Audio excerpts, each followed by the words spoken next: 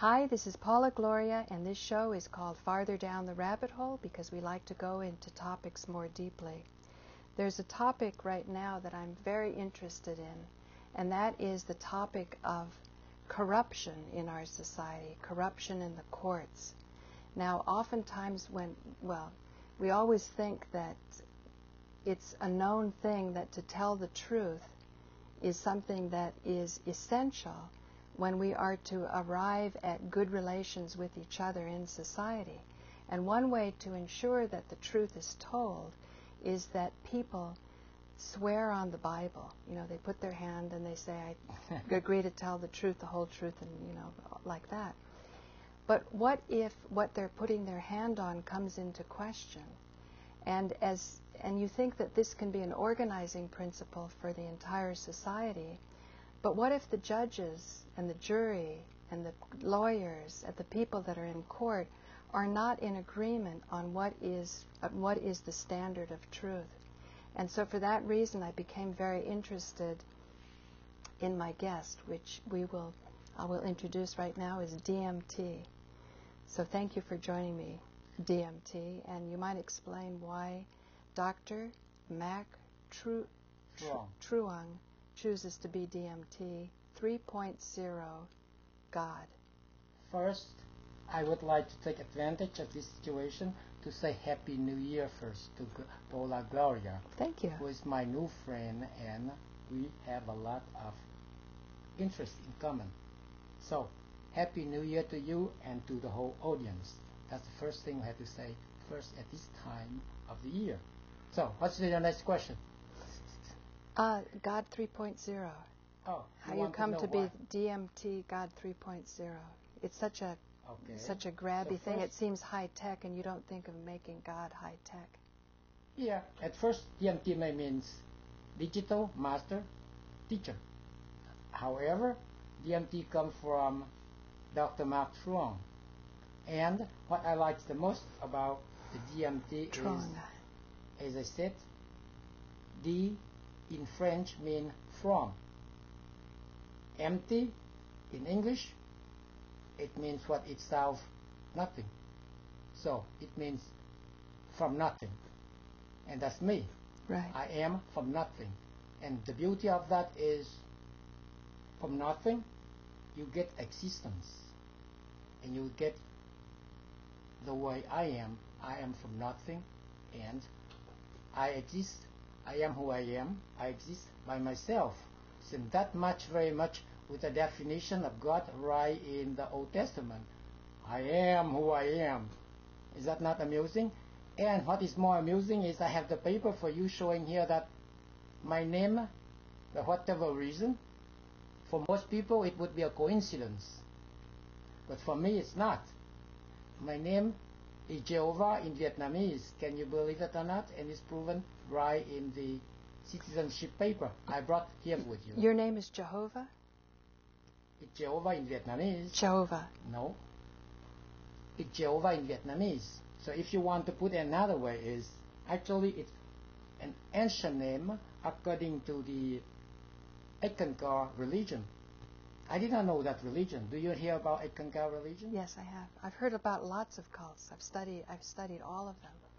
But what's interesting to me is in the Mahatma letters, which was written by by masters, ascended masters of the Theosophical Society. Have you heard of them, the Theosophical Society? No, I heard about Ekankar. Well, the Theosophical Society is important because today India is rising, and an important political party is the Congress Party. And a lot of people in the Congress Party today don't realize that the underpinnings of the Congress Party comes from the Theosophical Society. Mahatma Gandhi, for example, was a plagiarist. A lot of the expressions that people attribute to Mahatma Gandhi, he got from Theosophy. So as this progresses, I'm going to start, telling you some of what I learned from Theosophy regarding your lawsuit, which is very interesting, and a lot of people would think it was very frivolous to do what you're doing. Can you explain the lawsuit? You were suing the publishers of the Bible. The topics for now. I'm a lawyer and very focused. let me make the point why I mentioned that Ickencar in 1 Okay, second. but to make see sure why in I 28 said that minutes, before. in 28 minutes, I want to Yeah, and cover then the we'll go lawsuit right back. about court Okay. corruption. So for the Ickencar religion, Hmm. the name of God is Hu, H-U. Okay. And then it was made known to me by one of my clients who was an Ickencar priest. And one day I asked him, what's Ickencar? He said, yes, that is a religion. And then on the other hand, I show him that I'm God from every point of view. And he agreed with me, he loved me. And I say, yes, so you found me and I'm God. And how come that you don't become my priest and spread out the word? I just say to him sincerely and jokingly at the same time. He said, no. I am a priest from the Ickencar religion. I say, what the hell is Ickencar? It's an African religion. He said, no, I'm going to bring you a book that is from the Ickencar to explain to you what is the religion of Ickencar. So the next day, he brought in not a book, but he brought in a brochure from his religion. And I think I have it right here. And it shows the... I'm not interested in Eckankar, though. Okay, but then I mean, it's the I'm- name I'm- of Who, and the Who is my name. All right. Yeah, let no. me show. I'm All just, right. I'm just saying. I'm sure that when I've studied all these different cults, there's lots of interesting things that they all offer, but to take it into the court system, that to me is extraordinary. You're starting to cross some bridges, which Oh, okay. really fascinates me because people are being thrown out of their houses. People have patents that are stolen from their own attorneys. Holocaust victims aren't getting the money they're supposed to. And why? Why? Why are these judges ruling the way they're ruling, and why are people so ignorant about what goes on in the courts? And when I saw that you were suing the publishers of the Bible for not putting a disclaimer on, I Okay. thought this is something that could start to throw light in an area that is so dark, and it needs those of goodwill to come in, but often those of goodwill sort of are in ignorance. And So I you thought, want and to I talk thought, about- and I thought you could challenge this, because when somebody says they are God, So okay, you want to talk about my case in court then? All right. let's see if I can put this. And that's called the closer. case of DMT against the American Bible Society. Yes. It started since 2004 and it lasted until now, and by the different way the court system has, as you said, tried to cheat me by using only technicality to dismiss my case, and therefore I had to go on the U.S. Supreme Court with the writ of certiorari, and it's right now it's submitting with the Supreme Court. So if you really want to support my ideas, Well, we're gonna- help everybody, then you can very well get in touch or make some kind of movement and pressure the U.S. Supreme Court to take my case. So now if you want to talk about that, No, why I'm going to talk about that. Yeah, and yes, I would definitely. also like to say that to look at the interview that Posar did with you, because Posar is very savvy about these proceedings, and he said that you would have been thrown out immediately for perjury if you were not who you said you were. So for you to claim that you're God means that you are putting the burden on the court to solve a problem that has been the consideration of wise men for thousands of years. Now, I so think you go back to the proof I tried to show you. I do not claim who I am as God 3.0. I am God 3.0 right. in a relative way. Okay, let's explain for the audience who hasn't seen Okay. Posar's. Right. What's God 1.0? God 1.0 is God of Moses, Right. as described in the Old Testament. Mhm. That God, of course, was known as God, period. However, since God is actually only a software, a version of the Spirit to help the human being to behave themselves, it's just like an icon on the screen. You click on it, the whole program would be working. So Okay. that is exactly summing up in the Old Testament. God 1.0. Yes. It's So 1,300 years later, after that God was created, here come a new Jew who is known as Jesus. Right. And he wanted to modify and change it. And because of that, he was killed. He said he didn't come to modify or change it. He That's said correct. he came to fulfill it. That's correct. Still, But he he's was saying, killed anyway. but he's saying that the God in heaven is not this angry, person that's vindictive, but it's like a father. So he was bringing in that love aspect. That's correct. But And in order to make the juice happen, to make that divine connection come into the world so you could have some action. And that's why, again, with the courts are supposed to make action in society.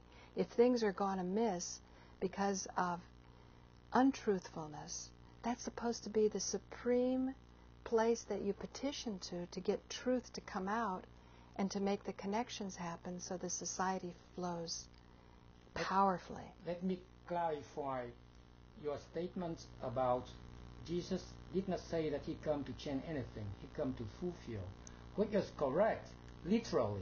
However, why did the man have to say that? Because he wanted to manage the system in putting diplomatic words in what he was doing. What he was doing was really changing the Ten Commandments, at least in the way to enforce it. However, since there is 28 Deuteronomy to say clearly that anybody who want to change, even to try to make it better, those commandments would be put to death. That's why the man was still a Jew, and he doesn't want also to make too much locomotion, too much reaction, so he put it, I come to fulfill, not to destroy anything. And actually, up to certain point, he's correct, because he doesn't destroy any one of the Ten Commandments. He say, keep them. Let's go back to Nikola Tesla. Nikola Tesla felt that machines should emulate nature, and he was the one that discovered alternating electricity, alternating current. Edison stole it away from him. He has many patents today that still exist. So he was saying machines should emulate nature. So if they were saying if you change the Ten Commandments, it's not so much that you're going to be struck down by some pissed off authority, but that it doesn't go according to natural law. So that these were ways that human beings could understand their nature and their nature vis-a-vis society. People get jealous when their wives are off with someone else or their husbands are off. You don't kill someone else because you put that killing energy into the environment. That killing energy comes back to you. And so that's how I look on these, as ways of laws of nature, not just coming from some authority that's independent of everyone else. And God 3.0 is fascinating to me because that seems to be throwing the light on the individual as God, that this authority comes from within. Now, this is your show, and you want also to set forth your philosophy and your ideas, and I respect that. However, I'm the only one who sued the Supreme Court. No, not that. I am the only one for now from this viewpoint to show that Jesus doesn't really make a new commandment. So therefore, his lesson of love, forgiveness, that is fundamental lesson for Christians, is not a new commandment. Right. Otherwise, you have to say 11 commandments. That's what he did. No. Right. What he did was just the enforcement of the law. For example, I give that example, I think, already but the last enforcement's time. not with punishment. That's the point. That's the point. No, let me explain love. to you now. No. Whatever it is. In the old time, with old Ten Commandments, when you commit adultery, you would be stoned to death. That's a penalty.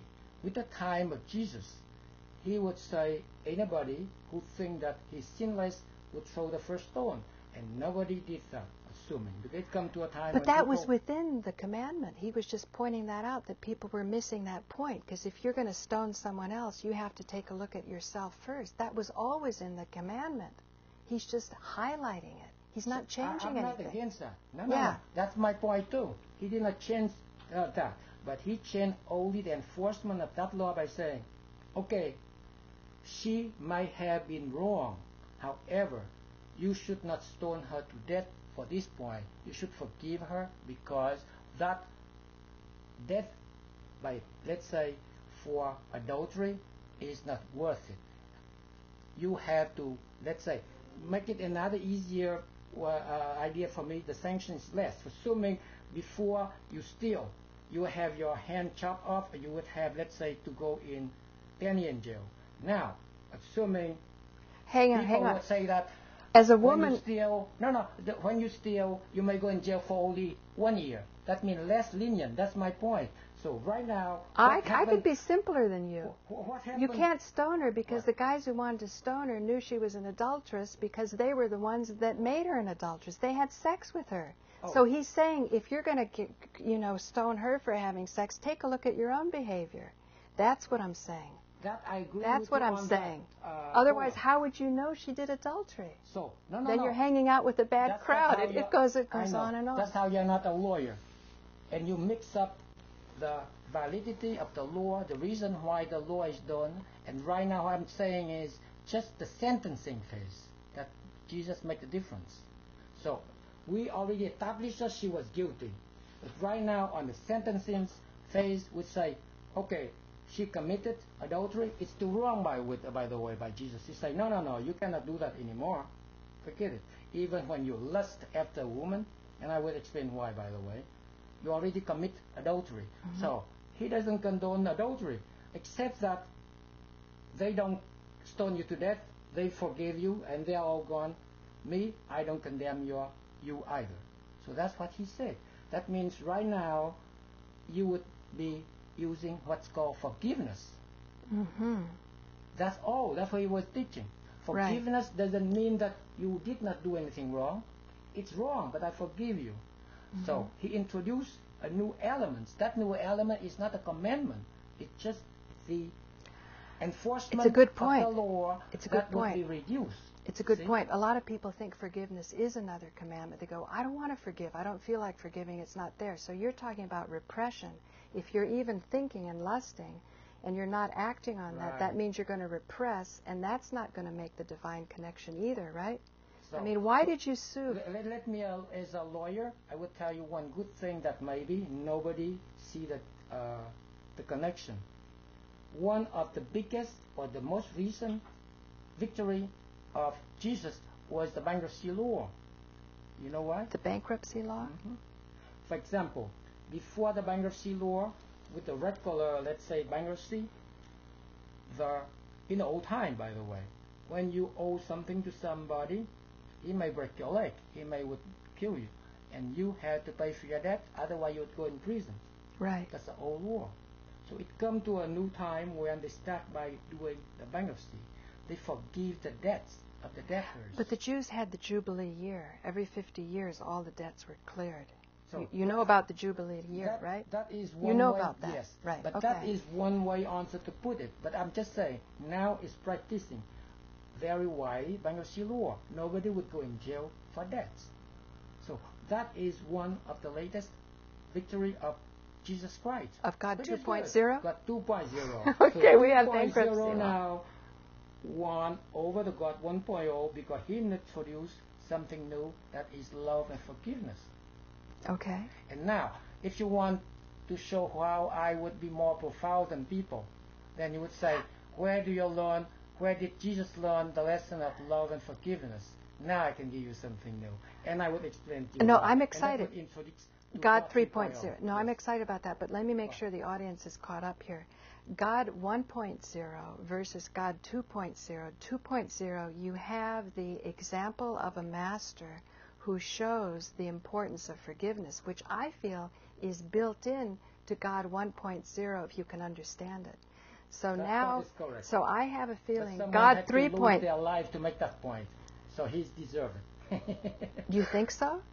He lost his life to, let's say, make the point that you have to love and forgive. So he's worth the title of God 2.0. He didn't lose his life. He resurrected. But anyway, okay. Go on to 3.0. Okay. Now you go on to 3.0. Now you talk like a God 2.0 user. A God 2.0 user? Yeah, you know who are God 2.0 user? Who? Christians. Well, Anybody who use that program. I think Christianity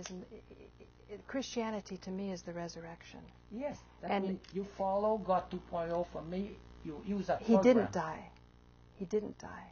That part. And he didn't. And he certainly didn't take on sins that way. It was something that had to be done so that the forgiveness is built in. It's natural. It's inevitable. But God 3.0 to me is responsibility to show that everyone can do that. That part is correct, by the way. Yeah. Now, so you are going to be converted, upgraded from God 2.0 user to God 3.0 user. I have to see you resurrect. Yes. Oh, I mean, to lift your own dead ass up is a big deal. Oh, I do not talk about those mystical belief in Jesus, let's say, resurrect and he would live again. You don't believe that? Right. You don't believe you in believe that? in it or not? On one point that is important is he get 1 million followers right now. Whether he's dead or alive is important. To me, the resurrection. That's how he's living right now in your heart. So, and I mean. No, but what lives in my heart. What lives in my heart is when I saw that behind your lawsuit was real benevolence, real concern for society. You know, having been in Vietnam, you know, I lived through the 60s in my formative years. It was a great burden about Vietnam going on, and you would see the Asian orange and the way they're wiping out these poor peasants in Vietnam and the green foliage. And so that really touched me, and I thought, somebody coming from this country who has an idea about real morality, so we can clean up the corruptions in our courts, and we can say, if this Bible, this tome that we're swearing on, isn't even believed in by people who pretend to believe in it, well then yes, we should put a disclaimer on it and explain the disclaimer and why you feel it's dangerous. Paula, you seem to be even more striking against the Bible than I appear to be. I'm just telling the truth. You're saying it's dangerous. So now, let's talk about what I'm doing. A disclaimer is a warning. So actually, you say you want to clarify for the audience what you're talking about. You are the one who had to clarify it, or you want to ask me? No. Why do you feel it's dangerous? That you need a disclaimer. Bible is dangerous? So that's all what I'm trying to talk about, and you try to minimize. Okay. I said that when the God 2.0, Jesus come in to change a little, to make it a little better, like say he would fulfill it, what happened to the guy? He get killed. Yes? I don't agree. He get killed?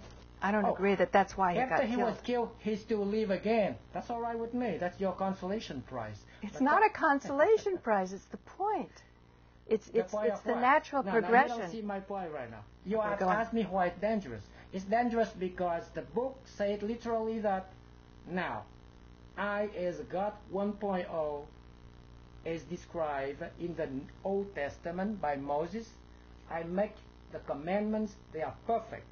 To such a point that, of course, if you don't listen to the commandment, you would be stoned to death.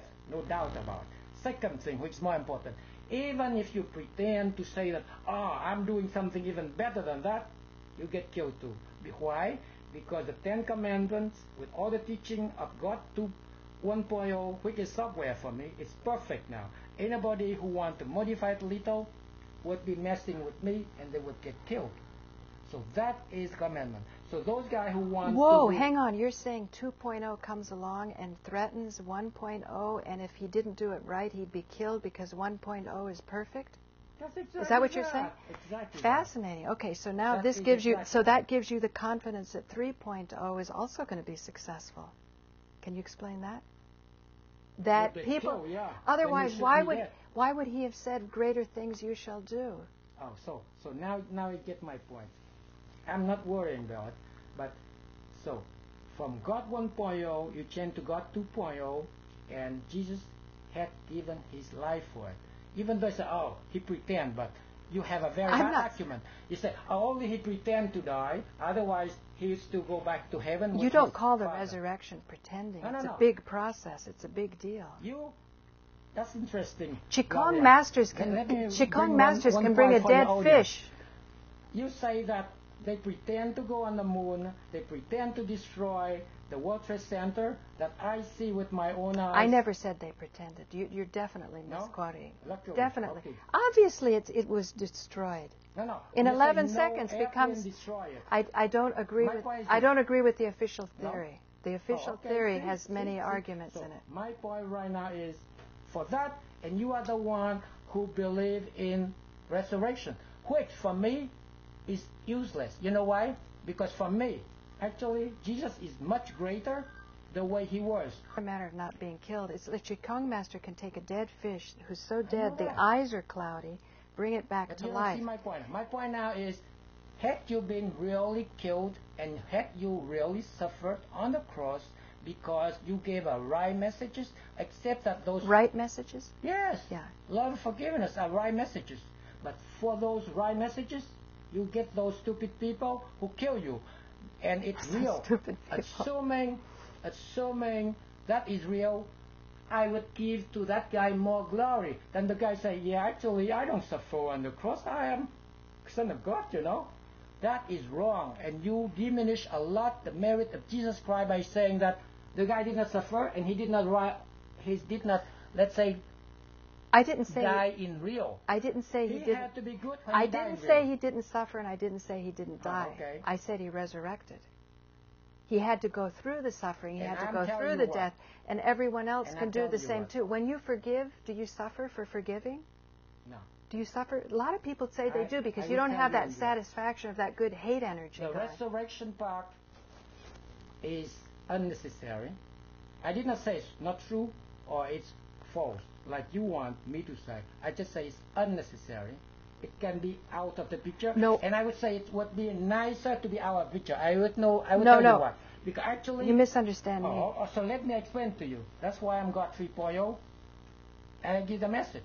Because actually, the message given out by Jesus, that is the software. That's what's important.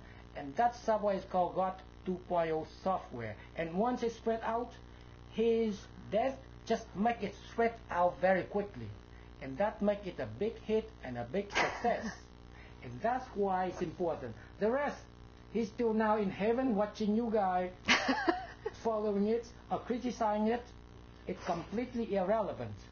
Because had he been really in heaven, like with the guy, say he's God with Moses, I would not have been here.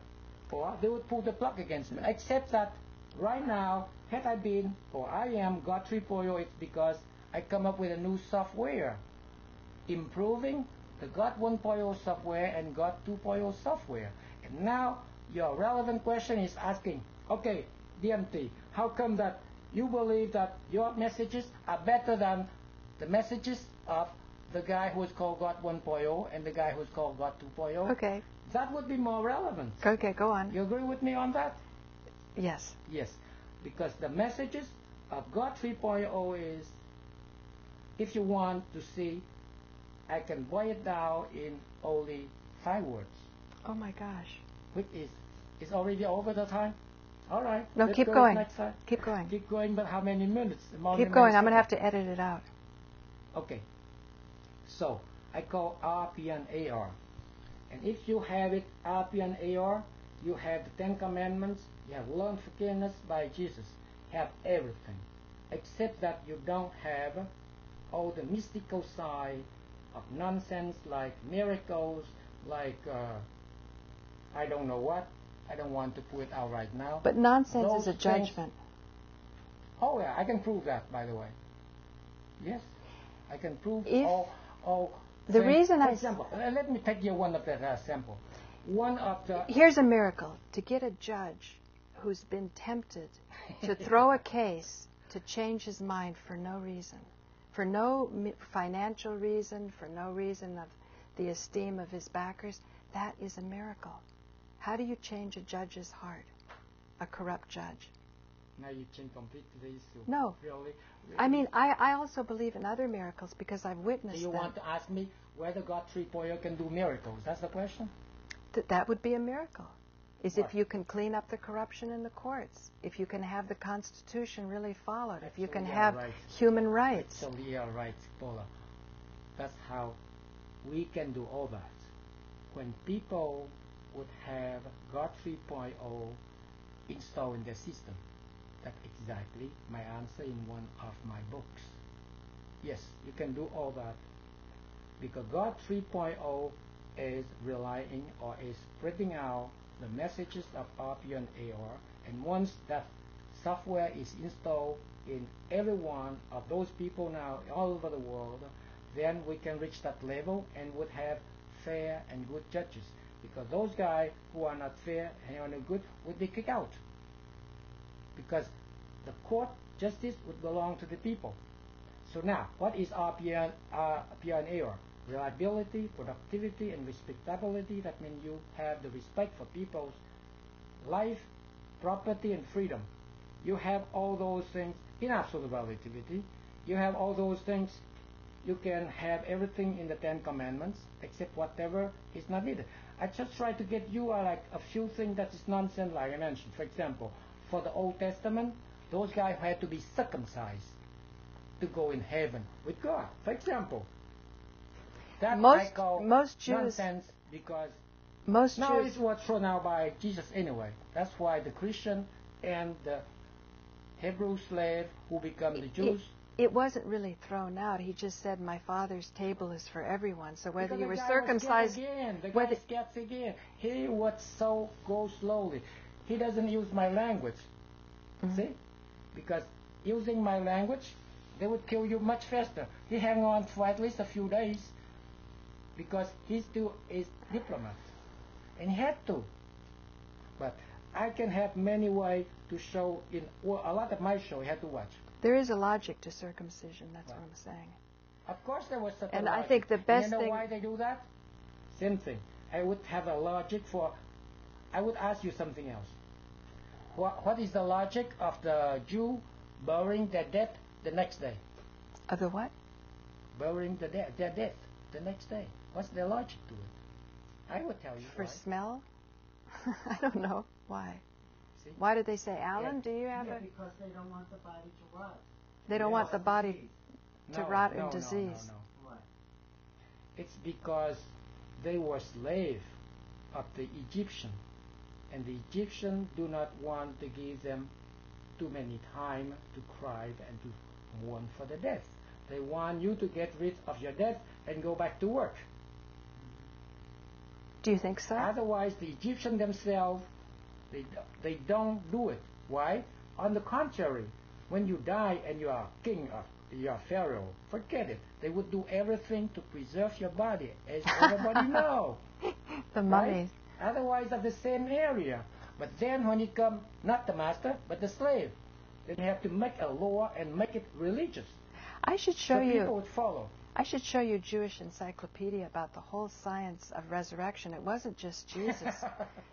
Jews believe in the resurrection. The Lutz bone is at the base of the spine, and the belief is that that bone is necessary for the body to come back.